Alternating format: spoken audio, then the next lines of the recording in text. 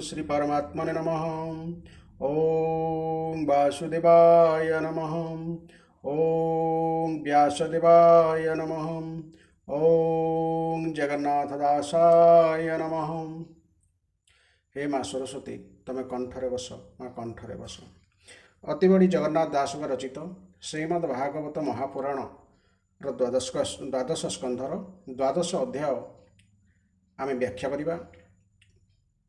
एहार पूर्व एपिसोड रे आमे एही अध्यायर केवल पद्यांतरी वर्णना करथिले बा श्रवण करथिले।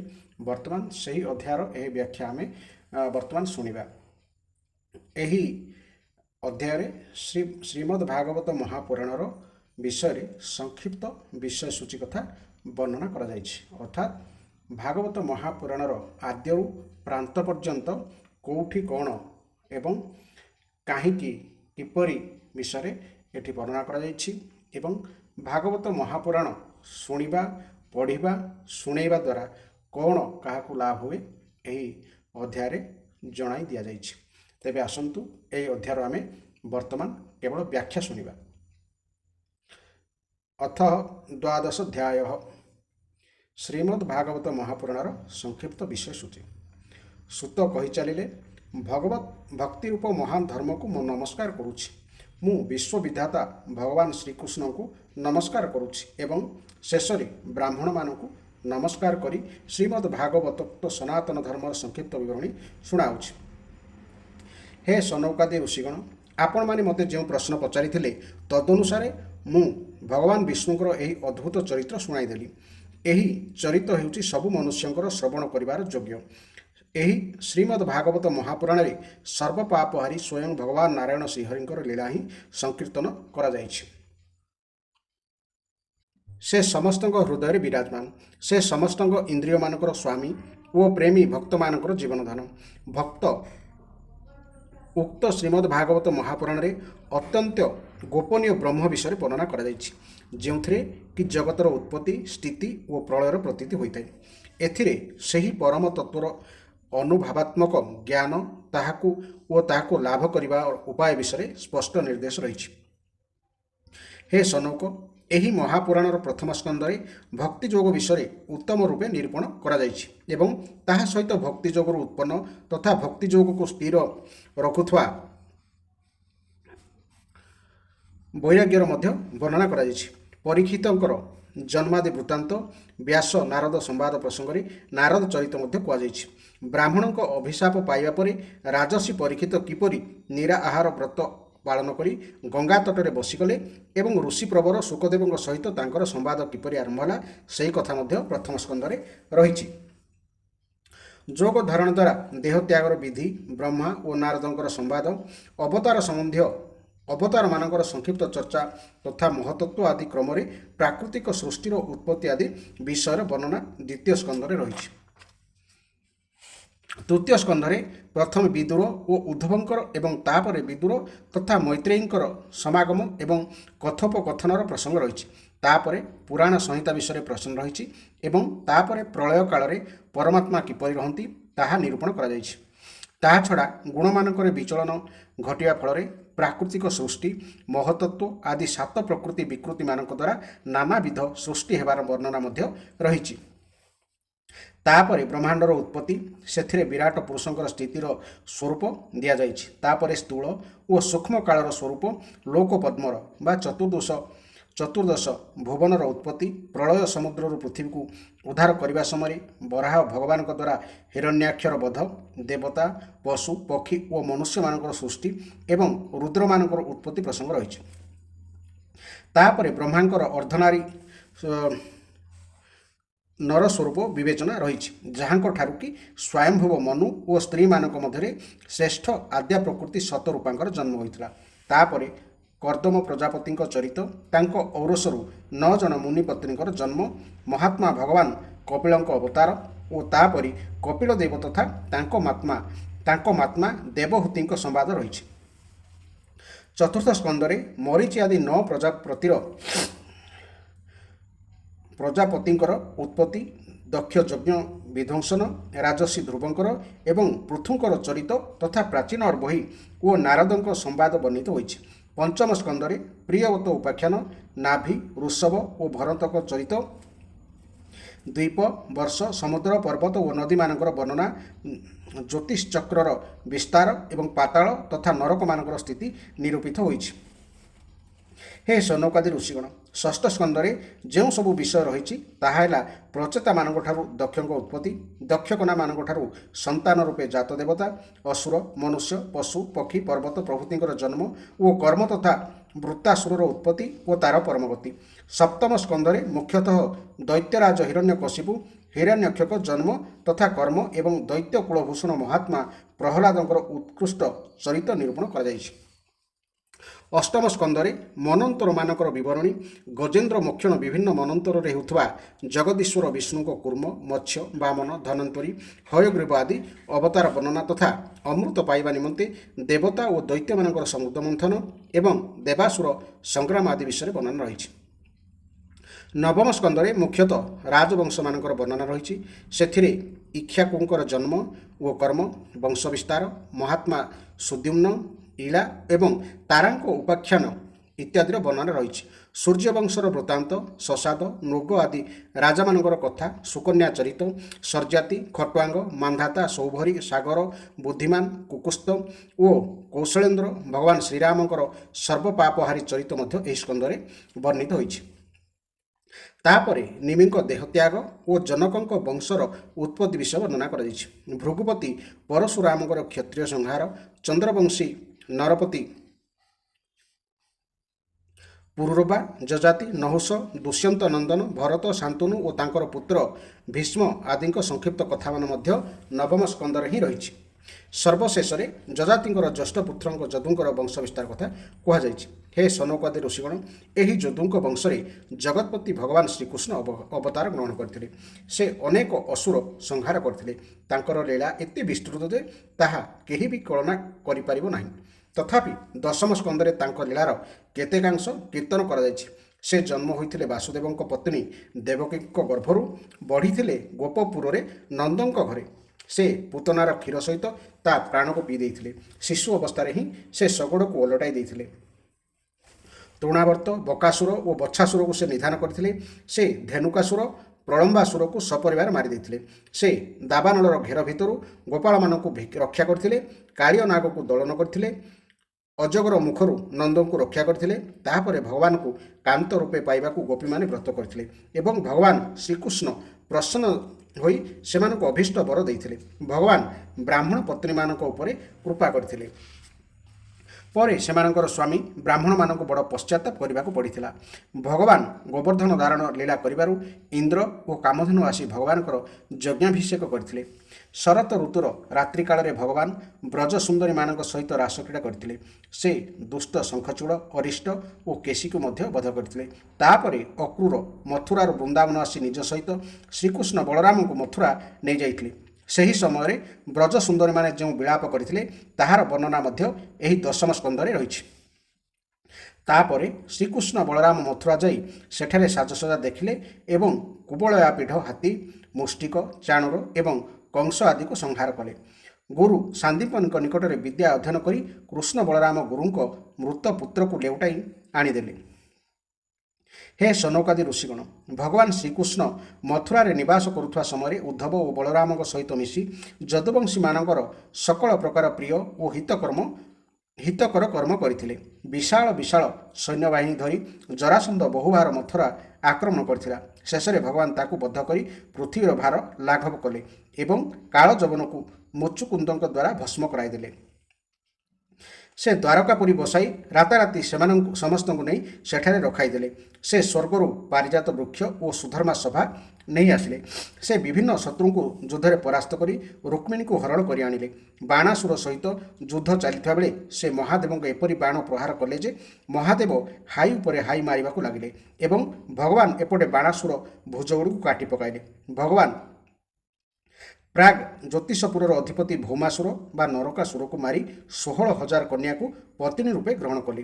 ଏହାଛଡ଼ା ଶିଶୁପାଳ, ପୌଣ୍ଡ୍ରକ, ଶାର୍ଲୁଅ, ଦୁଷ୍ଟ, ଦନ୍ତବକ୍ତ୍ର, ସମ୍ବରାସୁର, ଦ୍ୱିବିଧ, ପୀଠ, ମୂର, ପଞ୍ଚଜନ ଆଦି ଦୈତ୍ୟଙ୍କ ବଳ ପୌରୁଷ ବର୍ଣ୍ଣନା କରାଯିବା ସଙ୍ଗେ ସଙ୍ଗେ ଭଗବାନ ସେମାନଙ୍କୁ କିପରି ଭାବରେ ବଧ କରିଛନ୍ତି ସେହି ସ୍କନ୍ଧରେ ତାହା ବୁଝାଇ ଦିଆଯାଇଛି। ଭଗବାନଙ୍କର ଚକ୍ର କାଶୀକୁ ଜଳାଇଦେଲା ଏବଂ ମହାଭାରତ ଯୁଦ୍ଧରେ ଭଗବାନ ପାଣ୍ଡବମାନଙ୍କୁ ନିମିତ୍ତ କରି ପୃଥିବୀ ଏକ ବିରାଟ ଭାର ଲାଘବ କରିଦେଲେ। ହେ ସନକଦି ଋଷିଗଣ, ବ୍ରାହ୍ମଣମାନଙ୍କ ଅଭିଶାପ ବାହାନରେ ଭଗବାନ କିପରି ଯଦୁବଂଶ ସଂହାର କଲେ ଏକାଦଶ ସ୍କନ୍ଧରେ ତାହା ବର୍ଣ୍ଣନା କରାଯାଇଛି। ସେହି ସ୍କନ୍ଧରେ ଥିବା ଶ୍ରୀକୃଷ୍ଣ ଉଦ୍ଧବଙ୍କ ସମ୍ବାଦ ଅତ୍ୟନ୍ତ ଅଦ୍ଭୁତ। ସେଥିରେ ସମ୍ପୂର୍ଣ୍ଣ ଆତ୍ମଜ୍ଞାନ, ଧର୍ମ ନିର୍ଣ୍ଣୟ ବିଷୟ ନିରୂପଣ କରାଯାଇଛି ଏବଂ ଶେଷରେ ଭଗବାନ ଶ୍ରୀକୃଷ୍ଣ ନିଜର ଆତ୍ମଯୋଗ ପ୍ରଭାବରେ କିପରି ମର୍ତ୍ତ୍ୟଲୋକ ପରିତ୍ୟାଗ କଲେ ତାହା କହିଦିଆଯାଇଛି। ଦ୍ୱାଦଶ ସ୍କନ୍ଧରେ ବିଭିନ୍ନ ଯୁଗର ଲକ୍ଷଣ, ସେହି ଯୁଗରେ ବାସ କରୁଥିବା ଲୋକଙ୍କ ବ୍ୟବହାର ବିଷୟ ବର୍ଣ୍ଣନା କରାଯାଇଛି ଏବଂ କଳି ଯୁଗରେ ମନୁଷ୍ୟମାନଙ୍କର ଗତି ବିପରୀତ ହୁଏ ବୋଲି ମଧ୍ୟ କହିଦିଆଯାଇଛି। ଏହି ସ୍କନ୍ଧରେ 4 ପ୍ରକାର ପ୍ରଳୟ ଓ 3 ପ୍ରକାର ଉତ୍ପତ୍ତିର ବର୍ଣ୍ଣନା ମଧ୍ୟ ରହିଛି। ତାପରେ ପରମଜ୍ଞାନୀ ରାଜର୍ଷି ପରୀକ୍ଷିତଙ୍କ ଦେହତ୍ୟାଗ ବିଷୟ କୁହାଯାଇଛି। ତାପରେ ବେଦମାନଙ୍କର ଶାଖା ବିଭାଜନ ପ୍ରସଙ୍ଗ ରହିଛି। ଏଥିରେ ମାର୍କଣ୍ଡେୟଙ୍କର ପବିତ୍ର ଆଖ୍ୟାନ, ଭଗବାନଙ୍କର ଅଙ୍ଗ ଉପାଙ୍ଗମାନଙ୍କର ସ୍ୱରୂପ ଓ ସର୍ବଶେଷରେ ବିଶ୍ୱାତ୍ମା ଭଗବାନ ସୂର୍ଯ୍ୟଙ୍କର ଗଣମାନଙ୍କର ବର୍ଣ୍ଣନା ରହିଛି। ହେ ସନକାଦି ଋଷିଗଣ, ଏହି ସତ୍ସଙ୍ଗ ଅବସରରେ ଆପଣମାନେ ମୋତେ ଯାହା କିଛି ପଚାରିଥିଲେ ମୁଁ ତାହା ବର୍ଣ୍ଣନା କରିଦେଲି। ଏଥିରେ କୌଣସି ସନ୍ଦେହ ନାହିଁ ଯେ ଏହି ବର୍ଣ୍ଣନା କରିବା ଅବସରରେ ମୁଁ ଭଗବାନଙ୍କର ଲୀଳା ଓ ତାହାଙ୍କର ଅବତାର ଚରିତ ହିଁ ସକଳ ପ୍ରକାରେ କୀର୍ତ୍ତନ କଲି। ଯେଉଁ ମନୁଷ୍ୟ ପଡ଼ିଯିବା ବେଳେ, ଗୋଡ଼ ଖସିଯିବା ବେଳେ, ଦୁଃଖରେ ପଡ଼ିବା ବେଳେ ଅଥବା ଛିଙ୍କିବା ବେଳେ ଯଦି ବାଧ୍ୟ ହୋଇ ମଧ୍ୟ ଉଚ୍ଚସ୍ୱରରେ ହରଏ ନମେ ବୋଲି କହି ଉଠେ, ସେ ସକଳ ପାପରୁ ମୁକ୍ତ ହୋଇଯାଏ। ହରଏ ନମଃ। ଭଗବାନ ଶ୍ରୀକୃଷ୍ଣ ତ ଅନନ୍ତ, ତେଣୁ କେହି ଶ୍ରୀକୃଷ୍ଣଙ୍କ ନାମ, ଲୀଳା, ଗୁଣ ଆଦି ସଂକୀର୍ତ୍ତନ କଲେ ଅଥବା ତାଙ୍କର ପ୍ରଭାବ ମହିମା ଆଦି ଶ୍ରବଣ କଲେ ସେ ଆସି ତାହା ହୃଦୟରେ ବିରାଜିତ ହୋଇଯାଆନ୍ତି ଏବଂ ସୂର୍ଯ୍ୟ ଯେପରି ଅନ୍ଧକାରକୁ ତଥା ବାତ୍ୟା ଯେପରି ବାଦଲକୁ ଦୂର କରିଦିଏ, ଶ୍ରୀକୃଷ୍ଣ ସେହିପରି ତାହାଙ୍କର ନାମ ଶ୍ରବଣ କୀର୍ତ୍ତନ କରୁଥିବା ମନୁଷ୍ୟର ସକଳ ଦୁଃଖ ସୁଖ ଦୂର କରିଦିଅନ୍ତି। ଯେଉଁ ବାଣୀରେ ସକଳ ଘଟବାସୀ ଅବିନାଶୀ ଭଗବାନଙ୍କର ନାମ, ଲୀଳା, ଗୁଣ ଆଦି ପରିକୀର୍ତ୍ତିତ ହୁଏ ନାହିଁ, ସେହି ବାଣୀ ଯେତେ ଭାବପୂର୍ଣ୍ଣ ହୋଇଥିଲେ ବି ନିରର୍ଥକ ଓ ସାରହୀନ। ତାହା ଯେତେ ସୁନ୍ଦର ହୋଇଥିଲେ ମଧ୍ୟ ଅସୁନ୍ଦର ଏବଂ ଯେତେ ଉତ୍ତମ ବିଷୟ ପ୍ରତିପାଦନ କରୁଥିଲେ ମଧ୍ୟ ଅସତ୍ ହିଁ ହୋଇଥାଏ। ଯେଉଁ ବାଣୀ ବଚନ ଭଗବାନଙ୍କର ବିଭିନ୍ନ ଗୁଣରେ ପରିପୂର୍ଣ୍ଣ ହୋଇଥାଏ, ତାହା ହିଁ ମଙ୍ଗଳମୟ, ତାହା ହିଁ ପରମ ପାବନ ଏବଂ ତାହା ହିଁ ପରମ ସତ୍ୟ। ଯେଉଁ ବଚନ ଦ୍ୱାରା ଭଗବାନଙ୍କର ପରମ ପବିତ୍ର ଯଶ ଗାନ କରାଯାଏ, ତାହା ରମଣୀୟ ଓ ରୁଚିକର ହୁଏ ଏବଂ ଅନୁକ୍ଷଣ ନୂତନ ବୋଧ ହୁଏ। ସେହି ବାଣୀରୁ ମନକୁ ଅନନ୍ତ କାଳ ପର୍ଯ୍ୟନ୍ତ ପରମାନନ୍ଦର ଅନୁଭୂତି ମିଳିଥାଏ। ମନୁଷ୍ୟର ଶୋକ ସମୁଦ୍ର ପରି ଦୀର୍ଘ ଓ ଗଭୀର ହୋଇଥିଲେ ମଧ୍ୟ ସେହି ବଚନ ପ୍ରଭାବରେ ତାହା ଚିରଦିନ ପାଇଁ ଶୁଖିଯାଏ। ବାଣୀ ଯେତେ ରସ, ଭାବ, ଅହଙ୍କାର ଆଦିରେ ପୂର୍ଣ୍ଣ ହୋଇଥାଉ ପଛେ, ତାହାଦ୍ୱାରା ଯଦି ଜଗତ୍ ପବିତ୍ରକାରୀ ଶ୍ରୀକୃଷ୍ଣଙ୍କର ଯଶ କେବେ ବି ଗାନ କରାଯାଉ ନଥାଏ, ତେବେ ତାହା ହେଉଛି କୁଆ ପାଇଁ ଅଇଁଠା ଖାଦ୍ୟ ପକାଯାଉଥିବା ସ୍ଥାନ ପରି ଅତ୍ୟନ୍ତ ଅପବିତ୍ର। ମାନସ ସରୋବର ନିବାସୀ ହଂସ ଅଥବା ବ୍ରହ୍ମଧାମରେ ବିହାର କରୁଥିବା ଭଗବତ ଚରଣାରବିନ୍ଦାଶ୍ରିତ ପରମହଂସ ଭକ୍ତ ସେହି ବାଣୀକୁ କଦାପି ସେବନ କରନ୍ତି ନାହିଁ। ନିର୍ମଳ ହୃଦୟ ସାଧୁଜନ ତ କେବଳ ସେହିଠାରେ ନିବାସ କରନ୍ତି ଯେଉଁଠାରେ ଭଗବାନ ରହନ୍ତି। ଅପରପକ୍ଷେ ଯେଉଁ ବାଣୀରେ ସୁନ୍ଦର ରଚନା ନଥାଏ ତଥା ବ୍ୟାକରଣ ଆଦି ଦୃଷ୍ଟିରୁ ନାନା ଅଶୁଦ୍ଧି ରହିଯାଇଥାଏ, ଅଥଚ ଯାହାର ପ୍ରତ୍ୟେକ ଶ୍ଲୋକରେ ଭଗବାନଙ୍କର ସୁଯଶ ସୂଚକ ନାମ ମିଶି ରହିଥାଏ, ସେହି ବାଣୀ ଲୋକମାନଙ୍କର ସକଳ ପାପ ନାଶ କରିଦିଏ। କାରଣ ସତ୍ପୁରୁଷମାନେ ଯେଭଳି ବାଣୀ ହିଁ ଶ୍ରବଣ, ଗାନ ଓ କୀର୍ତ୍ତନ କରିଥାନ୍ତି। ଯେଉଁ ନିର୍ମଳ ଜ୍ଞାନ ହେଉଛି ମୋକ୍ଷ ପ୍ରାପ୍ତିର ସାକ୍ଷାତ ସାଧନ, ତାହା ଯଦି ଭଗବତ ଭକ୍ତି ବିରହିତ ହୋଇଥାଏ, ତେବେ ତାହା ବି ସେତେ ଶୋଭନୀୟ ହୋଇପାରିବ ନାହିଁ। ପୁଣି ଯେଉଁ କର୍ମ ଭଗବାନଙ୍କୁ ଅର୍ପଣ କରାଯାଏ ନାହିଁ, ତାହା କିପରି ଶୋଭନୀୟ ହୋଇପାରିବ ଭଲା?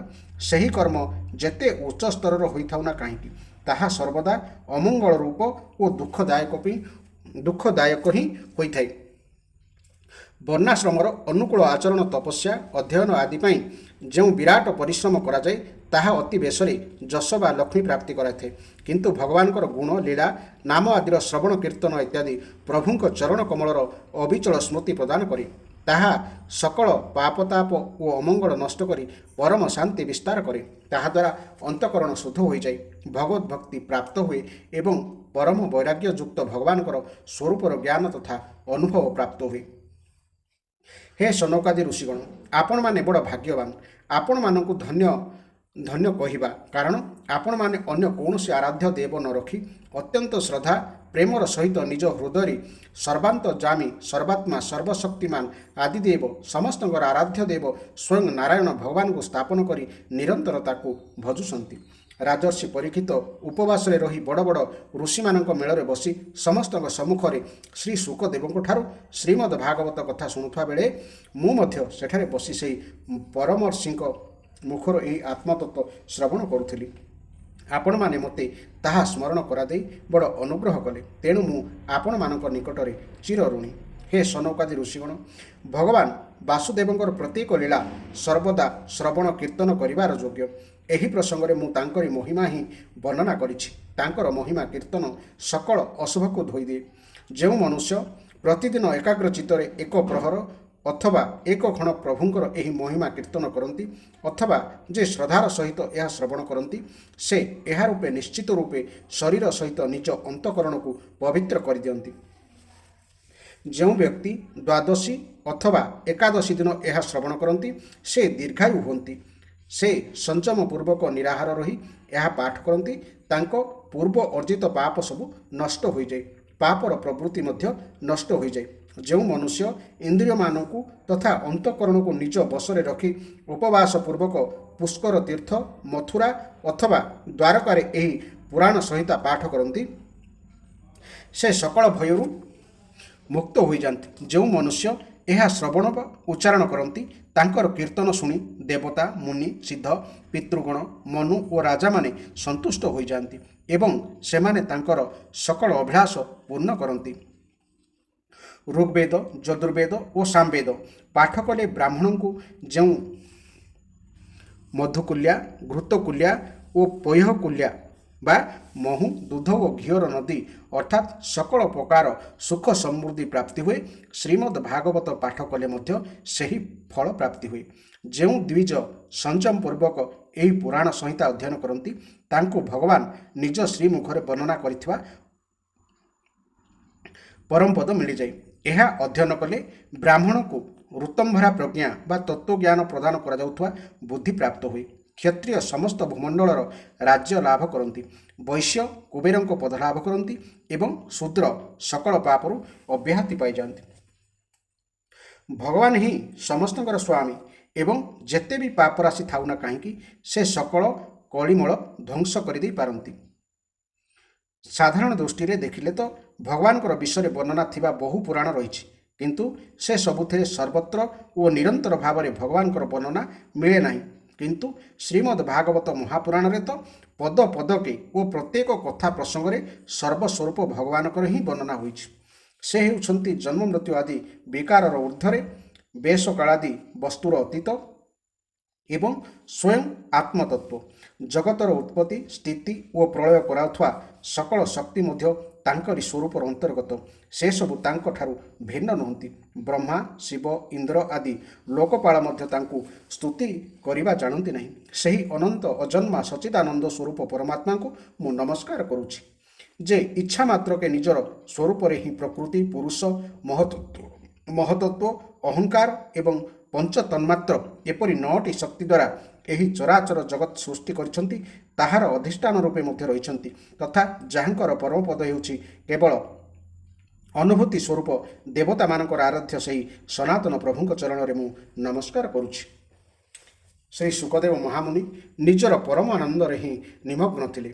ଏଭଳି ଅଦ୍ୱୈତ ସ୍ଥିତିରେ ରହିଥିବାରୁ ତାଙ୍କର ଭେଦ ଦୃଷ୍ଟି ସର୍ବଥା ନିବୃତ ହୋଇଯାଇଥିଲା। ତଥାପି ମୁରଲୀ ମନୋହର ଶ୍ୟାମ ସୁନ୍ଦରଙ୍କ ମଧୁମୟୀ ମଙ୍ଗଳମୟୀ ମନୋହରିଣୀ ଲୀଳା ସବୁ ତାଙ୍କର ବୃତ୍ତିମାନଙ୍କୁ ଆକୃଷ୍ଟ କରିନେଲା ଏବଂ ସେ ଜଗତବାସୀ ପ୍ରାଣୀମାନଙ୍କ ପ୍ରତି କୃପା କରି ଭଗବତ ତତ୍ତ୍ୱ ପ୍ରକାଶ କରୁଥିବା ଏହି ମହାପୁରାଣ ବିସ୍ତାର କଲେ।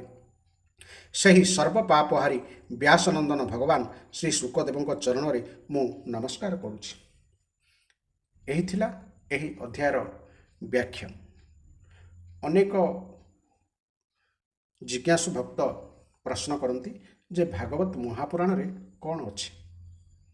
ତ ସେହି ଜିଜ୍ଞାସୁ ଭକ୍ତମାନଙ୍କୁ ମୋର ନିବେଦନ, ଏହି ଅଧ୍ୟାୟଟି ଭଲ ଭାବରେ ଶୁଣିଲେ ଜାଣିପାରିବେ ଯେ ଶ୍ରୀମଦ୍ ଭାଗବତ ମହାପୁରାଣରେ କ'ଣ ସବୁ ରହିଛି। ତ ଏମିତି ଧାରାବାହିକ ଭାବେ ଶୁଣିବା ପାଇଁ ଚ୍ୟାନେଲଟିକୁ ନିଶ୍ଚୟ ସବସ୍କ୍ରାଇବ୍ କରିବେ। ଜୟ ଜଗନ୍ନାଥ, ଜୟ ଜଗନ୍ନାଥ, ଜୟ ଜଗନ୍ନାଥ।